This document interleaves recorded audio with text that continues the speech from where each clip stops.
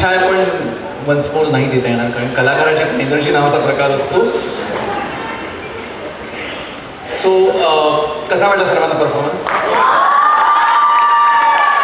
मी रंगमंचावर श्रुतीला आमंत्रित करतो. धन्यवाद. एकदा सगळ्या आमच्या स्टुडंट्स आत या. आणि मला सगळ्यात आधी सौरभजींना धन्यवाद बोलायचे. गणपती ही बुद्धी आणि कलेची आराध्य दैवत आणि यांच्या नावातच गणपत्रे आहे. आणि असे एक नाही 3 गणपत्रे आज आपल्या कार्यक्रमात होते, त्यांच्या पत्नी आणि त्यांची मुलगी. आणि सौरभजींविषयी सांगायचं झालं तर ते BA, LA, LLM, LLB Mumbai हायकोर्टात ते आत्ता लॉयर म्हणून प्रॅक्टिस करत आहे. त्याच्याखेरीज जर्नालिझम त्यांनी केलेलं आहे, वाचन लिखाणाची आवड आहे आणि तुमच्या दाद देताय त्यावरनं क्लिअर आहे की ते त्यांचं काम चोख करतात. तुमच्या आमच्यातला संवाद त्यांनी साधला. सो थँक्यू आणि थांबा.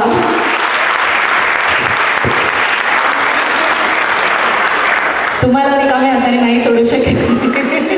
धन्यवाद.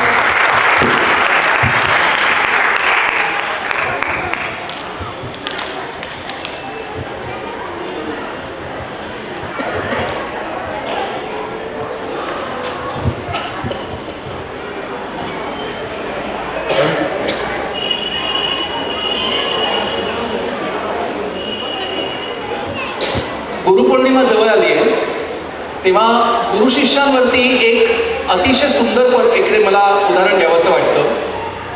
आयुष्यामध्ये 85हून अधिक शतकं हाणल्यानंतर एका मराठी पत्रकाराने अतिशय सुंदर प्रश्न सचिन तेंडुलकरला विचारला. 45 शतकं म्हटलं तुम्हाला कळलं असेल मी कोणावर म्हणतोय. प्रश्न असा होता की एवढा आयुष्यामध्ये मान मर्यादा मिळाला, एवढं कौतुक मिळालं, प्रसिद्धी मिळाली, यश मिळालं, आयुष्यात काही राहिलंय असं वाटून जातं का? की आयुष्यात एखादी अशी गोष्ट आहे ती राहिली आहे, नाही मिळाली असं वाटून जातं. एवढ्या प्रसिद्धी शिखरावरचा सेलिब्रिटी सांगून गेला की अजूनही मला माझ्या गुरूंनी म्हणजे आचरेकर सरांनी वेल प्लेड अशी कॉम्प्लिमेंट दिलेली नाही आहे. आणि ही इतकी जमिनीवर असण्याची गोष्ट होती की गुरुप्रती काय भावना असते एखाद्याच्या मनात एवढ्या यशोशिखरावर पोचल्यावर सुद्धा. आणि कदाचित ती साथ भगवंताने पण ऐकली असावी. ह्याचं कारण असं की अक्षरशः काही महिन्यांमध्ये त्या माणसाने सचिन तेंडुलकरने वन डे मधलं पहिलं द्विशतक हाणलं आणि त्यानंतर काही क्षणांमध्ये त्याच्या गुरूंनी लाईव्ह त्याला एक कॉम्प्लिमेंट दिली, वेल प्लेड. त्यालाच नाही तर अनेकांना भरून पावल्यासारखं वाटलं होतं. हे गुरु शिष्याचं नातं असतं, हळवं असतं, त्यात कृतज्ञता असते.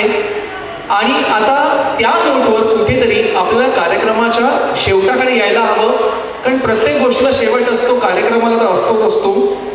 सो या कार्यक्रमाला शेवटच्या परफॉर्मन्स आधी मी आज या कार्यक्रमामध्ये आम्हाला लाईट्स, साऊंड, खुर्च्या आणि पंखे ज्यांनी पुरवले सर्वांचे मी मनापासून आभार मानतो. मनीष नितीन मोरे यांचे मनापासून मी आभार मानतो. विनायक कॅटरर्स यांचे मी मनापासून आभार मानतो. आणि त्याच वेळेला या आमच्या कार्यक्रमामध्ये मी सांगायचं म्हटलं तर जहाज जितकं पाण्यावर दिसतं तितकंच ते जहाज पाण्याखाली पण असतं. एक मोठी यंत्रणा तशी राबत असते जी डोळ्याला दिसत नाही. त्यामुळे असे हात आमच्यासाठी राबले. त्यात मी प्रकर्षाने नावं घेईन तेजस बापट आणि माधवी बुद्धार यांचं, की आमच्या एवढेच ते राबलेले आहेत, फक्त नजरेला कोणाच्या पडले नाही आहे. तर त्यांची नावं घेऊन तर मला आज काहीतरी सांगायलाच हवं. सो आजचा हा कार्यक्रम मी इथे तुमची रजा घेतो आणि शेवटच्या भैरवीसाठी आमंत्रित करतो श्रुती आंबेकरना.